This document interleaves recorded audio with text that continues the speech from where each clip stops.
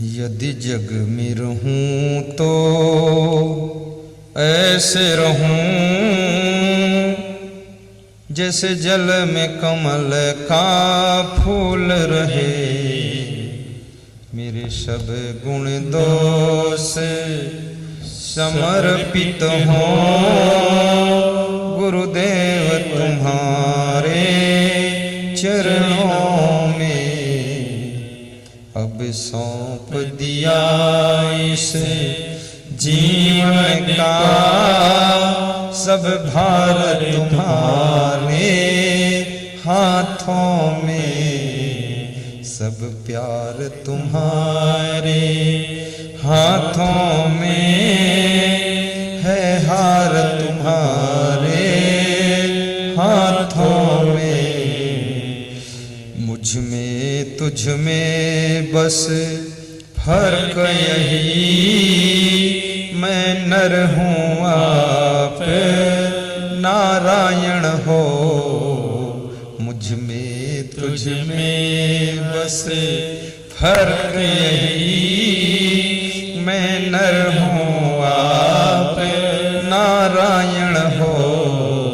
मैं हूँ संसार के बंधन में, संसार तुम्हारे चरणों में।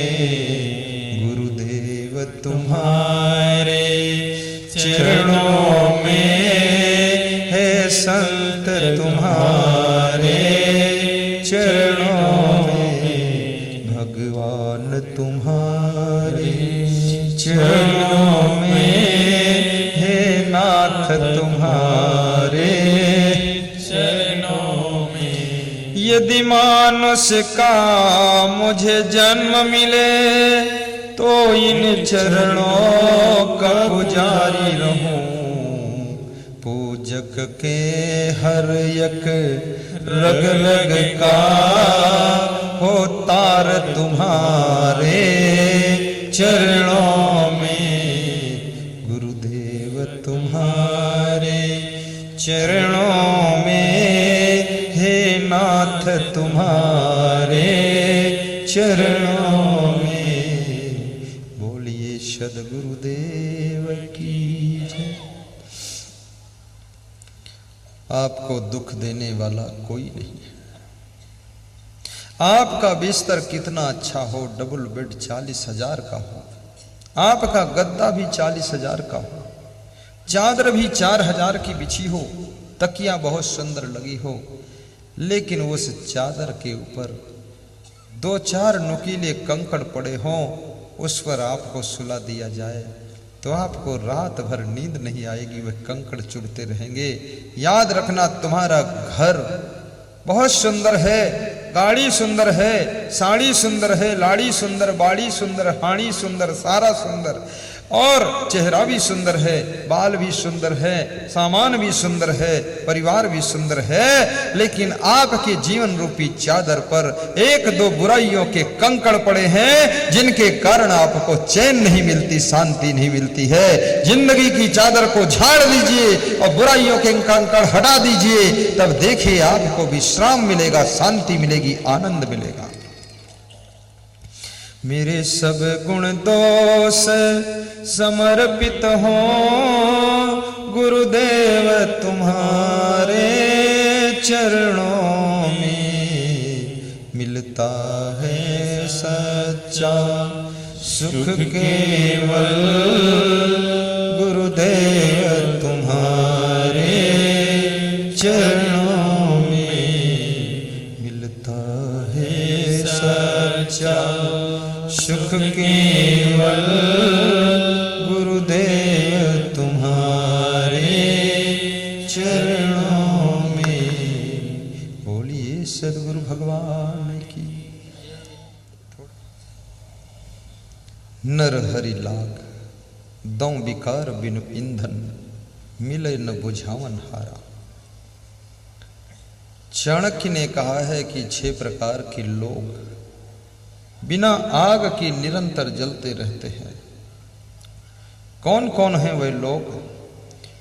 कुग्राम बासा कुलहीन सेवा कुभोजनम क्रोधमुखी च भार्या पुत्रश्च मूर्खः विधवा च कन्या बिनाग्निना खड्गे प्रदहन्ति काम् वरं न राज्यं न कुराजराज्यं वरं न मित्रं न कुमित्रमित्रं वरं न दारा न कुदारदारा वरं न शिष्यो न कुशिष्य शिष्यो कुग्रामवासा कुलहीन सेवा कुभोजनम क्रोधमुखी च भार्या। जिस मनुष्य का निवास दुष्टों के गांव में है, जहां पूरे गांव में बुरे लोग रहते हैं, कोई दारू बनाता है, कोई दारू बेचता है, कोई दारू पीता, कोई दारू में स्नान करता है, जहां लोग जानवरों तक को गाली देते हैं, मोटरसाइकिल को भी गाली देते हैं, रास्ते में बनी हुई सड़क को भी गाली देते हैं, बेसमझ के लोग हैं। ऐसा गांव जहां के लोग पूरे चट्टा है, तुम्हारी बरसीम चुरा कर काट लेते हैं, सवेरे भैंस के दूध चुरा के दोही ले जाते हैं, गोबर चुरा लेते हैं। ऐसे दुष्टों के गांव में निवास है। थोड़ा सा नाराज हो गए, फसल में आग लगा देते हैं, भैंस चोरी करा देते हैं, हर तरफ से पीड़ा पहुंचा रहे हैं। ऐसे गांव में जिसका निवास है, वे लोग बिना आग के निरंतर जलते रहते हैं, बहुत दुख होता है। इसलिए ऐसे दुष्टों के गांव में यदि आपका घर हो भी तो होशियारी से उसको बेचकर वहां से निकल जाओ। ये मत कहो हम तुमसे सबसे परेशान इसलिए जा रहे हैं, कहीं तो हमारे खुद गर्ज है कुछ हम जा रहे हैं। वह दुष्टर खां तो बेच दो, दुष्ट दुष्ट रहे, तुम निकल लो वहां से। दुर्ग जिले में हमारे एक भक्त के घर में पधरौनी गया छत्तीसगढ़ में, तो हमने कहा मकान बहुत अच्छा है, तो कहला बेच रहने का है। तो हम कहने क्यों बेचते हैं, कितने में खरीदो, कहीं मिला तो सस्ता ही है, हम कहीं बेचत करते हम कहीं सस्ता ही बेच रहे हैं, हम कहीं बात का है, कहीं बात का सब आस पास दुष्ट ही है। तो हम कहीं तो बेच डाले का, तो कहीं कोई खरीदता ही नहीं। कल हम तो बिना पता लगाए खरीद लिए, फंस गिरा। दुष्टों के बीच में रहने वाला व्यक्ति बिना आग के निरंतर जलता रहता है। इसलिए सौभाग्यशाली की पहचान है कि उसका जन्म ऐसे गांव में होगा जहां अच्छे लोग रहते हैं, प्रेम भाव वाले लोग हैं। कुलहीन सेवा, और जिस व्यक्ति को दुष्टों की सेवा करनी पड़ती है मजबूरी में, भ्रष्ट लोगों की सेवा, पानी पिलाना पड़ता है महादुष्ट को, उसका मन भी बिना आग के जलता रहता है कि मैं इतना पवित्र आदमी हूं, ये क्या कर रहा हूं। सौभाग्यशाली व्यक्ति को सेवा भी ऐसे पवित्र आत्मा की मिलती है कि जब हाथ में पानी लेकर जाता है तो उसका दिल खुश हो जाता है, किसी भगवान की सेवा कर रहा हूं। इसलिए इतना पुण्य कमाओ कि सेवा मिले, काम मिले, तो बहुत श्रेष्ठ आत्मा की सेवा मिलनी चाहिए।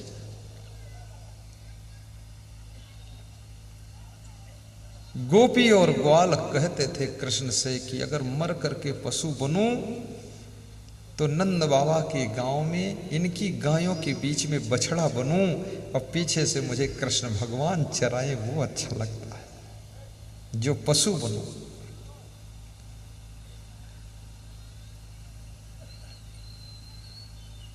चरो नित नंद की धेनु मझारो, और यदि पेड़ बनो तो कदम का वृक्ष बनूं, जमुना नदी के किनारे कृष्ण मेरी डाल पर बैठकर बांसुरी बजा दे। क्या बात है। कुलहीन सेवा, क्रोधमुखी च भार्या, और जिसको क्रोधी स्वभाव की पत्नी मिली, क्रोधमुखी, जिसके मुख पर ही क्रोध रहता है। लोग कहते हैं ना इनके नाक पर गुस्सा रहता, नाक पर गुस्सा, नाक पर इतनी जगह कहा जो ऊपर गुस्सा रही पाई। लेकिन नाक पर का मतलब है तनिको बात सही नहीं सकती, बिल्कुल भन्ना ही जाते थोड़ा भी गम नहीं खा सकते। जिसकी इतनी गुस्सैल पत्नी है उस व्यक्ति की जिंदगी भी बिना आग के जलती रहती है। दुष्टा भार्या सठम मित्रम भर्तश्चोत्तरदायक ससर्पेचा गृहे वासो मृत्युरेव न संशया। जिसकी दुष्ट स्त्री हो और सठ दोस्त हो, सठम मित्रम, और जिस कमरे में सोता उसमें सांप भी रहता हो,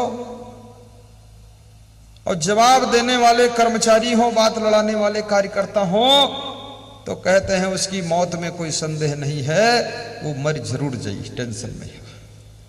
या तो सांप काट ली, या तो उसकी पत्नी खुद ही दुष्ट है, तलवार ढे घूमत है, चंडिका अवतार।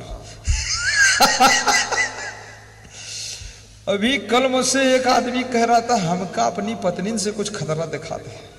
हम किन काहे खतरा का है, कहीं लड़का बच्चा कोई पैदा नहीं भे। अब हमारी वाइफ चाहती है कि हम नैहर में दे दी, हम चाहती है कि मैहर में दे दी, तो यह विवाद अब हमका लगत है हमारे जान खतरा है। तो हम किन तो हमका काहे बताओ, तो कहीं तुमको समझाई दो। हम किन अतने खतरा हम मॉल कहाँ ले सब खतरा ही खतरा, लता पतरा खतरा। अब ये कोई जिंदगी है, ये कौन सा जोड़ा है? ये तो जिंदगी का रोड़ा है, दौड़ा जाए रे समय का घोड़ा, ये तो जिंदगी का रोड़ा।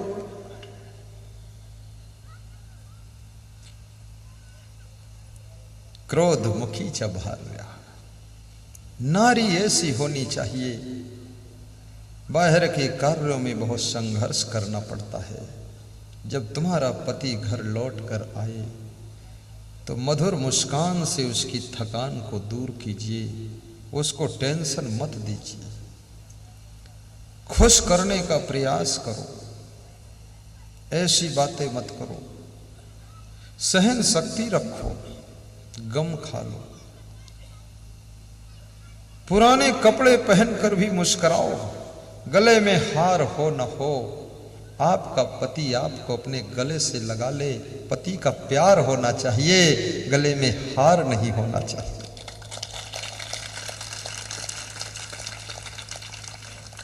और पति से जीत की भी कोशिश मत कीजिए, क्योंकि तुम पति पत्नी दो नहीं हो, एक ही हो।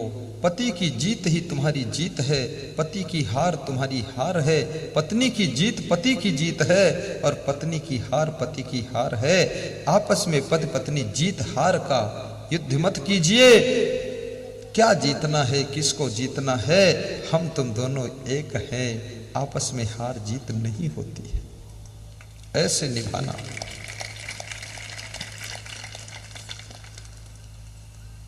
क्रोध मुखी च भार्या,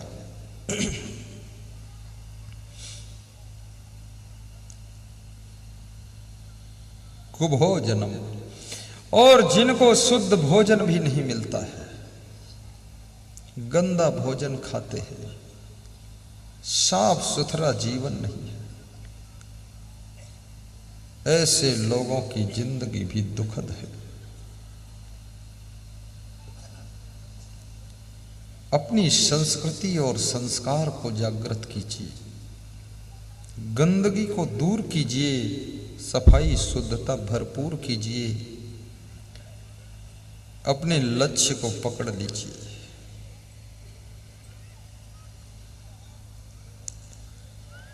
पुत्रस्य मूर्खा, और पांचवें वे लोग भी बिना आग के जलते रहते जिनको मूर्ख पुत्र मिला है, मूर्ख बेटे मिल गए। जिस काम के लिए भेजो काम बिगाड़ कर आते हैं, 10 मिनट में होने वाले काम में 2 घंटे लगा देते हैं। कितने लोग अपने बेटों से ही बहुत दुखी हैं, समय बर्बाद करते हैं, पैसा बर्बाद करते हैं, मोटरसाइकिल लेकर इतना जोर से भागते हैं, माँ बाप सीने पर हाथ रखते हैं कि जिंदा बच जाए है बहुत, पूरा एक्सीलेटर खींच देते हैं।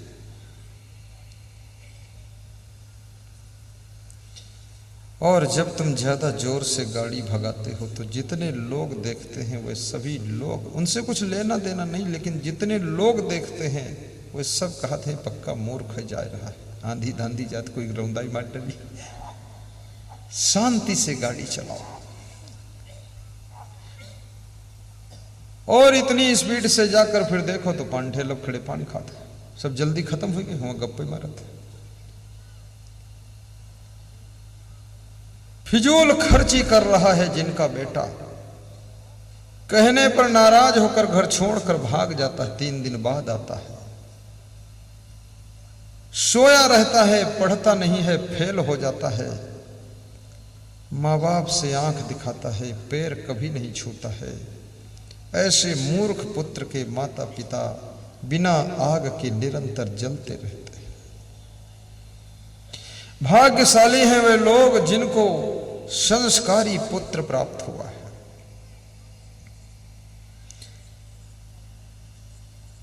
माता पिता से नम्रता का व्यवहार करता है,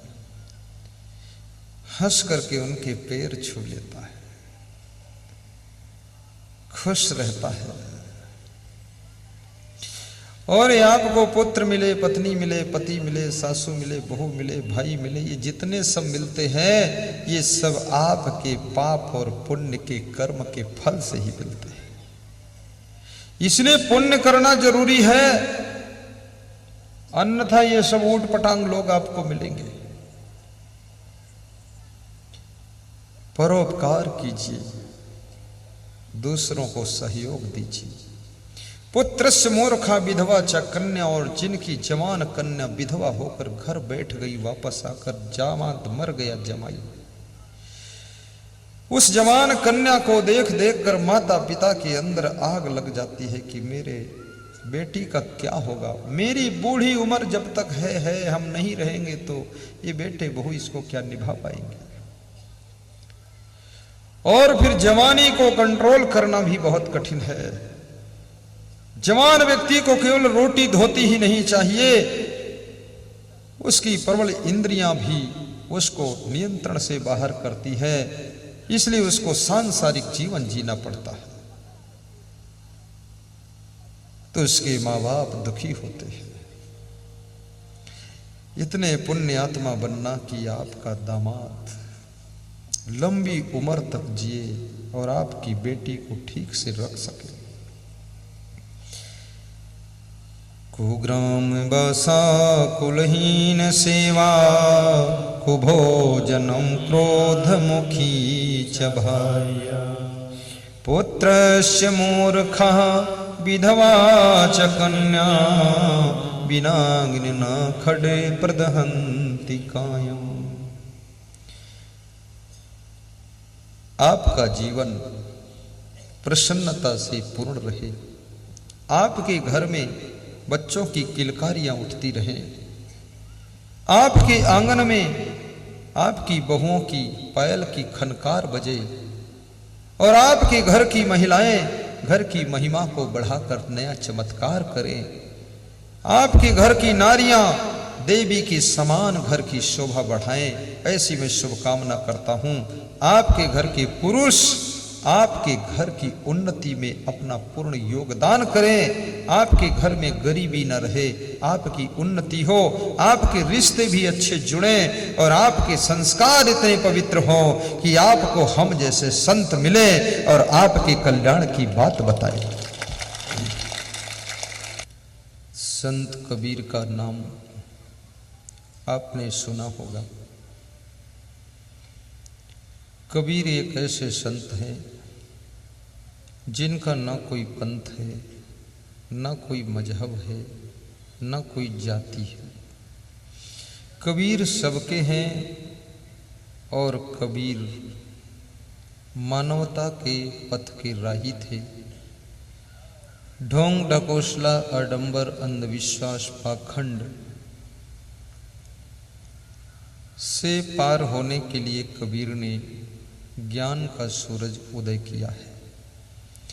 ऐसे महान संत कबीर से किसी भक्त ने प्रश्न पूछा है,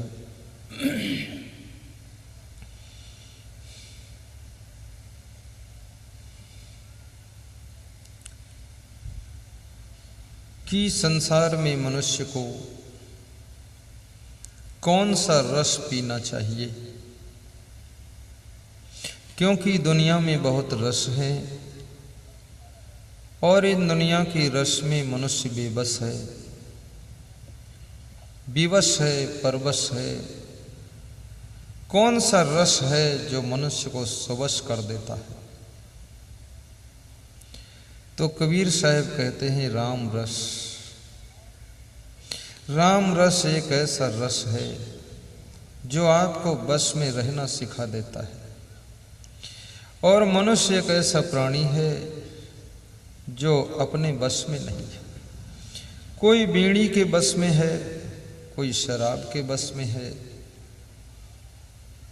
कोई मोह के बस में है, कोई लोभ के बस में है, कोई अभिमान के बस में है, कोई काम वासना के बस में है। और जब तुम दूसरे के बस में हो जाते हो तो तुम्हें परवश कहा जाता है, और जब परवश हो जाते हो तो उसे पराधीन कहा जाता है। और पराधीन जब हो जाते हो तो कहा जाता है कि पराधीन सपने सुख नहीं। तो पराधीन जो व्यक्ति होता है उसे स्वप्न में भी सुख नहीं मिलता है। कितने लोग इंद्रियों के अधीन हैं, कितने लोग मन के अधीन हैं, कितने लोग विषय वासना के अधीन हैं, और कितने लोग मान सम्मान अपमान के अधीन हैं, अभिमान के अधीन हैं।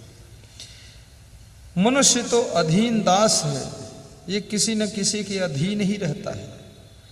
ये पराधीन, ये रामाधीन नहीं बनता है, पराधीन।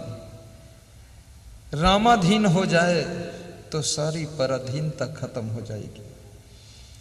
तो कबीर कहते हैं को राम रसिक रस पियहुगे,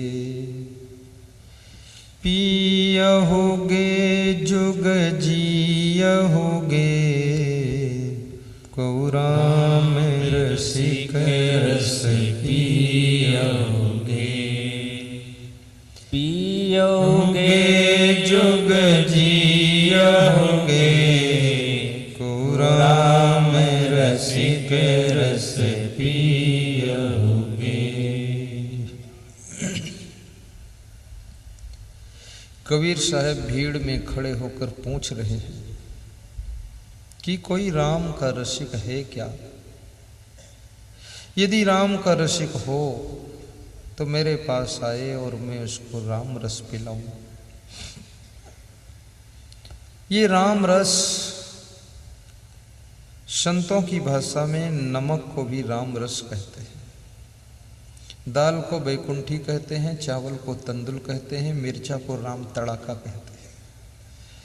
ये संतों की भाषा है। मैं बचपन में भी संतों में रहा हूँ, तो वहाँ अगर मिर्चा कह दो तो डांट लगती थी। मिर्चा मांगना है तो राम तड़ाका मांगो, और नमक मांगना है तो कहो राम रस दीजिए, और दाल मांगना तो बैकुंठी दीजिए, और सब्जी कह दो तो भी डांट लगती थी। सब्जी मांगना तो कहिए साग दीजिए, साग। और भोजन को खाना कह दो तो भी अच्छा नहीं मानते थे। भोजन को महाप्रसाद, और जो हाथ पर बटता था उसको प्रसाद कहते थे। और प्रसाद अगर गिरा दो तो फिर अच्छी बात नहीं। प्रसाद गिर गया तो समझ लो आशीर्वाद भी गिर गया। प्रसाद ऐसे तो बहुत हलवाई की दुकान पर मीठा नमकीन सब मिलता ही है पैसे से, लेकिन जो प्रसाद के रूप में मिलता है उसको संभाल कर यूज कीजिए। चरण अमृत को भी संभाल कर यूज कीजिए। चरण अमृत में भी बड़ी सामर्थ होती है। शिव जी पार्वती से कहते हैं, जो लोग तीर्थों में स्नान नहीं कर सकते हैं, तीर्थ यात्रा करने में असमर्थ हैं, शरीर कमजोर है, अथवा तीर्थ में जाने की इच्छा नहीं है, नहाने का मन नहीं है, लेकिन इतनी जरूर इच्छा है कि तीर्थ स्नान का फल जरूर मिल जाए। मनुष्य के मन में ये होता है, शॉर्टकट रास्ता वो ढूंढता है कि तीर्थ में न जाऊं लेकिन तीर्थ का फल घर बैठे पाऊं। तो शिव जी से पार्वती जी ने पूछा क्या कोई ऐसा उपाय है कि तीर्थ में बिना स्नान किए तीर्थ स्नान का फल प्राप्त हो जाए। तो शिव जी कहते हैं पार्वती सर्वतीर्थम योगाहसि संप्राप्नोति फलम नरः गुरुपादोदकं पीत्वा शेषं शिरसि धारयेत्। गुरुभावा परं तीर्थम अन्यतीर्थम निरर्थकम सर्वतीर्थमयं देवी श्रीगुरोश्चरणाम्बुजम्। साधूनां दर्शनं पुण्यं तीर्थभूता हि साधवा कालेन फलते तीर्था सद्यः साधु समागमः।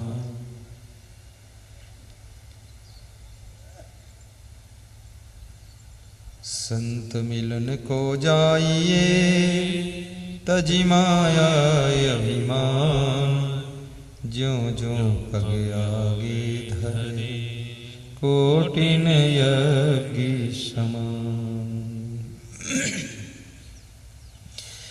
शिव जी कहते हैं कि हे पार्वती गुरु भावा परम तीर्थ, गुरु के प्रति जो प्रेम है, प्रेम का अर्थ ही नहीं कि चिपक के बैठो, प्रेम का अर्थ ही नहीं कि उनको छू लो, प्रेम का अर्थ ये नहीं है कि उनके पैर दबाओ, प्रेम का अर्थ ये भी नहीं है कि उनके थाली में खाओ जूठ अनूठ करो। लोग कहते हैं सेवरी के प्रेम में राम ने जूठे बेर खाए, बड़े झूठा लोग हैं। बेर झूठा हो न हो लेकिन लोग झूठा जरूर है। कोई ऐसा भगत होगा जो अपने भगवान को अपना जूठा खिलाए? कितना झूठ झूठ लिख दिया। वो झूठ तो नहीं खाइन लेकिन झूठ लिखिन जरूर लोग। शिवरी ने बेर के पेड़ों के फलों को चखा, टेस्ट लिया, किस पेड़ के फल मीठे हैं, किस पेड़ के फल खट्टे हैं, और जिसमें के मीठे थे उसमें के फल तोड़कर धुलकर डलिया में रखकर और भगवान को समर्पित किया कि आप ग्रहण कीजिए। हर बेर के फल को जूठा करता जाए तो इसमें इतना लार थूक लग जाएगा, वो भगवान कहाँ खाएंगे? और इससे तो पाप लग जाएगा। भगवान का जूठा खाए तो ठीक हम खाएं, लेकिन हमारा जूठा भगवान खाए, इतना उल्टा क्यों लिखते? तो ये अतिशयोक्ति अलंकार में लिखा गया, बढ़ा चढ़ा कर ज्यादा लिख दिया। कोई बात नहीं, लिख दिया पर हम सुधार देंगे उसको, ठीक बता देंगे। नहीं तो तुम हमको जूठ खिला दे हो, कहियो भगवान खाइन का तुम तो उनसे बड़े हो तो हमार जूठ खाओ। तो उसमें संशोधन करना पड़ेगा। इष्ट देव का जूठा भक्त को तो खाना चाहिए, लेकिन भक्त का जूठा भगवान नहीं खाते। तो जो गुरु के प्रति प्रेम है वो तीर्थ का फल देता है। प्रेम, निष्ठा, श्रद्धा, भाव, और किसका कितना भाव है ये किसी और को पता नहीं लगता है। वो अपने अंदर के भाव को वही व्यक्ति जानता है जिसका भाव है। इसमें इतने लोग बैठे हैं, किसकी कितनी श्रद्धा है, किसका कितना प्रेम है, कौन कितने जरूरी कार्यों को छोड़ कर आया है, कौन कितने ध्यान से सुन रहा हो, कौन गुरु को किस रूप में देख रहा है, ये भाव उसी व्यक्ति को पता है। या तो गुरु कोशिश करे तो वो जान सकता है, बाकी कोई नहीं जान पाएगा कि उसके दिल में क्या हो रहा है, कितनी श्रद्धा है, इसकी थाह लगाना बहुत कठिन है।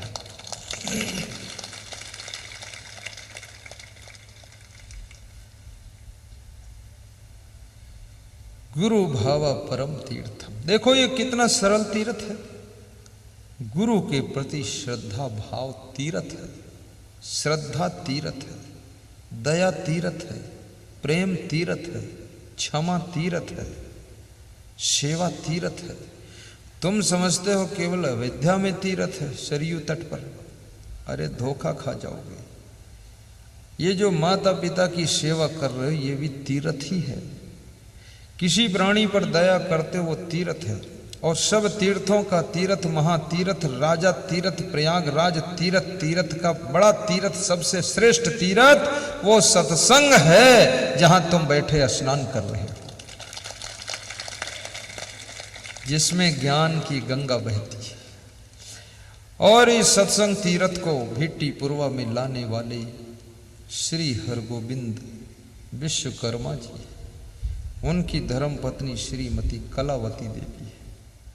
और याद रखना, जहां पर प्रेम को महत्व दिया जाता है वहां पर आनंद ही आनंद बरसता है। आज पति पत्नी के रिश्ते के बीच में प्रेम नगण्य हो गया है। साड़ी, सलवार, कुर्ता, गले का हार ये अग्रणी हो गया है। साड़ी कमजोर आ जाए तो पत्नी फिर नाराज हो जाती है। गले का हार ना हो तो पत्नी पति का गला पकड़ लेती कि बोलने नहीं दूंगी, हार कहाँ है। जहां पर प्रेम होता है ये वस्तुएं महत्व नहीं रखती हैं। भोजन की क्वालिटी भी महत्व नहीं रखती है, खीर बनी की खिचड़ी बनी है। राम ने यह नहीं देखा था कि ये बेर है कि सेव संतरा है। मैं तो देखता हूं सेवरी से ज्यादा प्रेम ये सब सेवरियों का है, और ये सब ध्रुव प्रहलाद का प्रेम है। सेवरी ने तो बेर खिलाए थे भगवान को, और ये सब केला और सेव हमको खिलाते हैं, उससे ज्यादा प्रेम है। और मैं भी खाता हूं, मुझे मिलने जो आते उनको भी थोड़ा थोड़ा खिलाता हूं प्रसाद, कि सब लोग माल छको। वितरण भी करता हूं, ऐसा नहीं कि कमरम चुराए चुराए खुद खाई। खिला कर खाए उसे खुदा समझिए, और जो चुरा कर खाए उसे जुदा समझिए। खिला कर खाना चाहिए। मैं गाड़ी में भी चलता हूं तो हमारी गाड़ी में जितने लोग बैठते हैं उनको अपने हाथ से मैं खिलाता हूं। चाहे साधु बैठो चाहे भगत बैठो, अगर हम खाएंगे तो उनको देंगे जरूर। क्योंकि जो आदमी दूसरे को खिलाकर नहीं खाता और दूसरा टुकुर टुकुर देखता रहे तो ऐसी नजर लगेगी कि बीमार अथाह बीमार हो जियो। इसलिए दई दो, छुट्टी पाई जाओ। मिल बांट कर खाए उसे इंसान कहते हैं। घर में भी मिल बांट कर खाना